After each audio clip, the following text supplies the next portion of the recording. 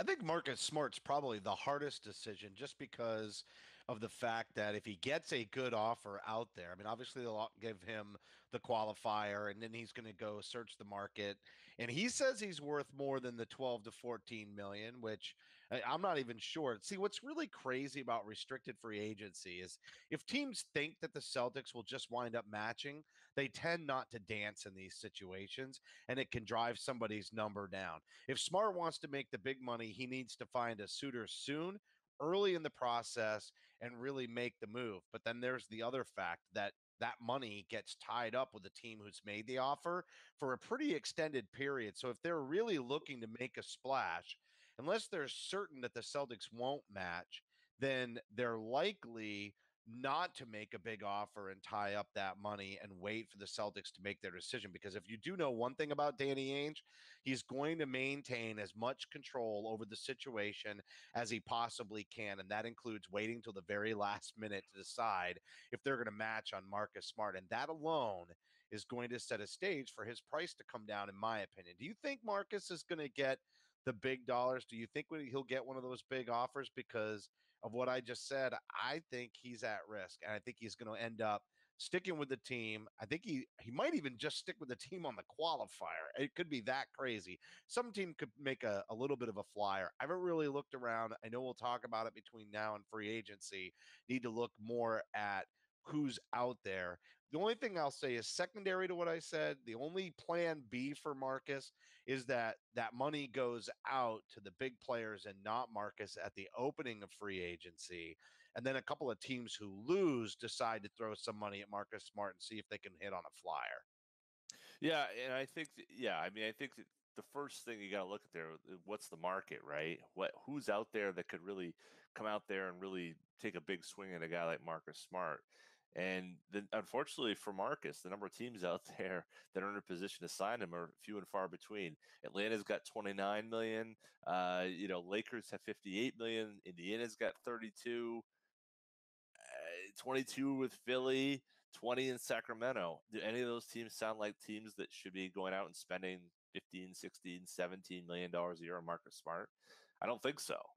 Possibly Philly on a team that can't shoot seems like a bad idea. The Lakers, we already know what they have for in terms of a focus. Maybe Indiana, they're somewhat close, but seems like there's some money that they could be using elsewhere. It just seems like for the Celtics, it just makes too much sense to sign the qualifying offer and move forward. I mean, the other thing to look at is could they offer him a small, a short-term deal, with bigger money, 15 million over 2 years, 2 for 30 or something like that, where Smart's able to get the money he's expecting. He gets a little bit of balance there. On the same point, maybe the Celtics are able to, push him out 2 years. So he's back in the market at a time when he can actually cash in, but he also allows them to tie themselves over beyond Kyrie and beyond Rozier.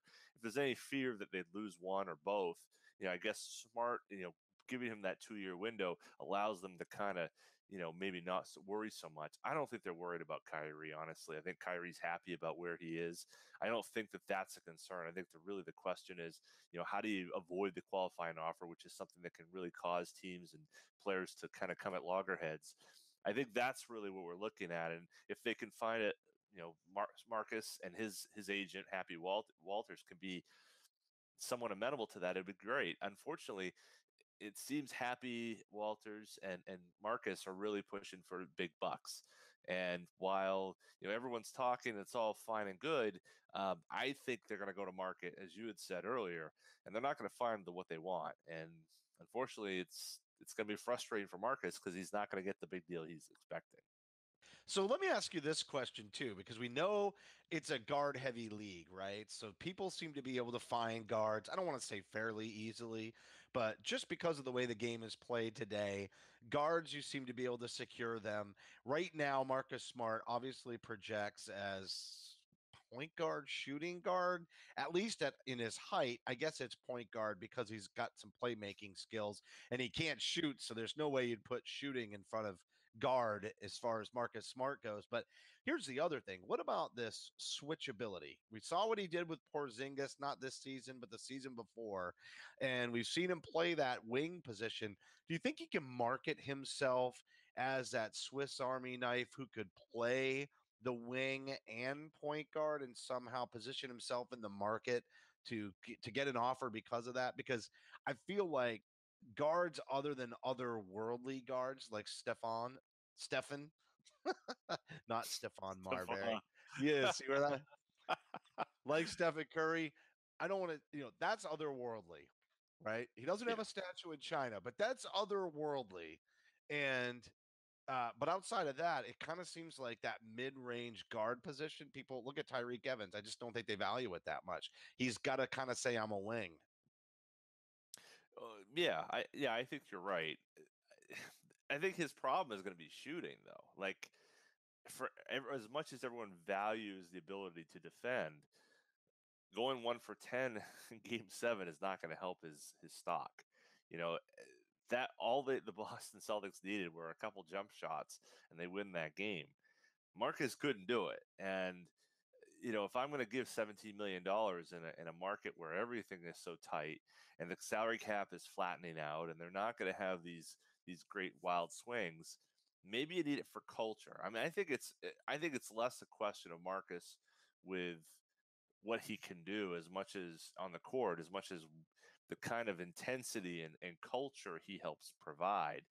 For the teams that are out there, Indiana kind of on the edge of those things. I mean, imagine a backcourt of Oladipo and Smart coming at you.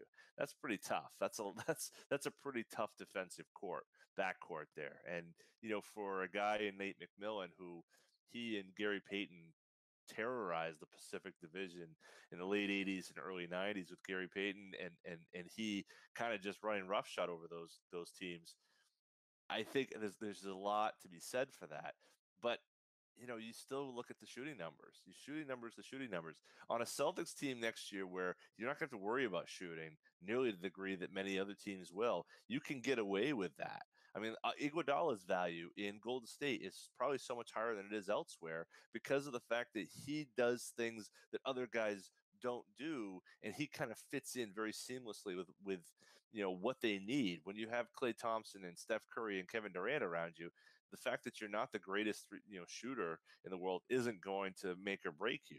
But if you're the second highest paid player in your starting lineup, as he would be in Indiana, Marcus Smart's in a much different situation. And so I hope his representation and he see that value and say, look, take the QO, take a few less dollars. So I think in the long run, it's going to be more profitable for Marcus Smart to be a Celtic than to be anything else. Yeah, unless it's a starter position and he winds up really carrying a team, but that's a big gamble. I think you're right. I think he shows enough on the Celtics. He kind of is that sixth man. He's still young. Stick around one more year and really maximize it next year. That's probably the safest play.